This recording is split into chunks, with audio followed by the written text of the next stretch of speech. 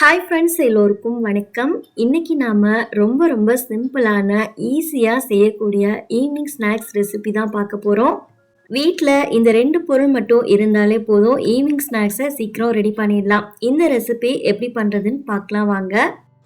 இந்த ரெசிபி பண்ணுறதுக்கு ஒரு பவுலில் 1 கப் அளவு ரவை சேர்த்துக்கோங்க. வறுத்த ரவை, வறுக்காத ரவை எது வேணாலும் எடுத்துக்கலாம். இப்போ இது கூடவே 1/2 டீஸ்பூன் மிளகாய்த்தூள் சேர்த்துக்கங்க. கூடவே தேவையான அளவுக்கு உப்பும் சேர்த்துட்டு 1 டீஸ்பூன் கஸ்தூரி மெத்தி சேர்த்துக்கங்க. இதை டைரக்டா அப்படியே சேர்க்காம கையில இது மாதிரி தேய்ச்சிட்டு சேர்த்துக்கங்க. நல்ல வாசனையா இருக்கும்.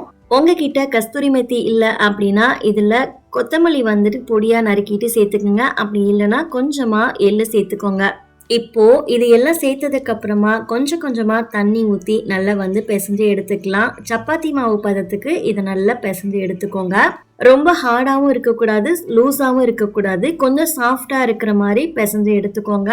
இந்த மாவை இந்த அளவுக்கு நல்லா சாஃப்டா பிசைஞ்சு எடுத்துக்கோங்க. இப்போ இதை ஒரு 20 நிமிஷத்துக்கு ஊற வச்சிடலாம். ஒரு 20 நிமிஷத்துலயே நமக்கு ரவை நல்லா ஊறி வந்துடும்.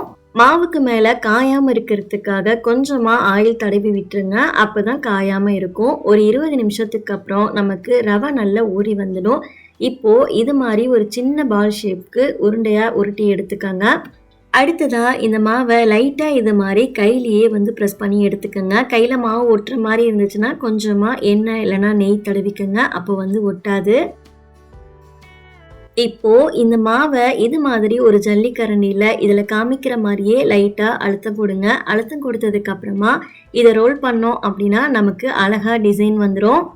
ஜல்லிக்கரண்டி இல்லை அப்படின்னா நம்ம வீட்டில் இருக்கிற சீப்பு வச்சு கூட நம்ம ரெடி பண்ணலாம். ஆனால் இதில் முக்கியமாக சீப்பு புதுசாக இருக்கிற மாதிரி பார்த்துக்குங்க. இந்த டிசைன் அழகா கிடைக்கும்.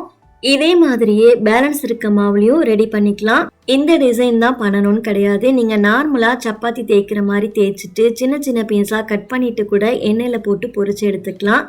இது கொஞ்சம் வித்தியாசமாகவும் இருக்கும். இதே டிசைன்ல வீட்டில் ரெடி பண்ணும்போது ஃபன்னாகவும் இருக்கும். கண்டிப்பா ட்ரை பண்ணி பாருங்க.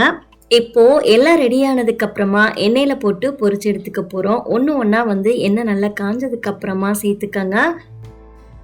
இதை சேர்த்ததுக்கு அப்புறமா அடுப்பை மீடியம்லேயே வச்சிருங்க. அப்போதான் நமக்கு சாப்பிடும்போது நல்ல மொறு மொறுன்னு கிடைக்கும். 2 பக்கமும் நல்ல செவந்து வந்ததுக்கு அப்புறமா எண்ணெய்லாம் லைட்டா சலசலப்பு அடங்கினதுக்கு அப்புறமா இதை வெளியில எடுத்துடலாம். இப்போ பாருங்க, ஓரளவு எண்ணெய் சலசலப்பு அடங்கிருச்சு. இதை வெளியில எடுத்துடலாம். இதே மாதிரியே பேலன்ஸ் இருக்க மாவையும் எண்ணெயில போட்டு பொரிச்சு எடுத்துக்கோங்க.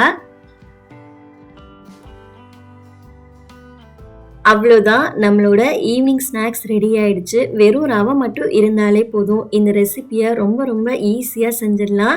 இந்த ரெசிபியை வீட்டில் ட்ரை பண்ணி பாருங்கள். ட்ரை பண்ணி பார்த்துட்டு உங்களுக்கு எப்படி வந்ததுன்னு மறக்காமல் ஃபீட்பேக் ஷேர் பண்ணிக்கோங்க. நெக்ஸ்ட் ஒரு ரெசிபி வீடியோவில் பார்க்கலாம். தேங்க்ஸ் ஃபார் வாட்சிங். பபாய்.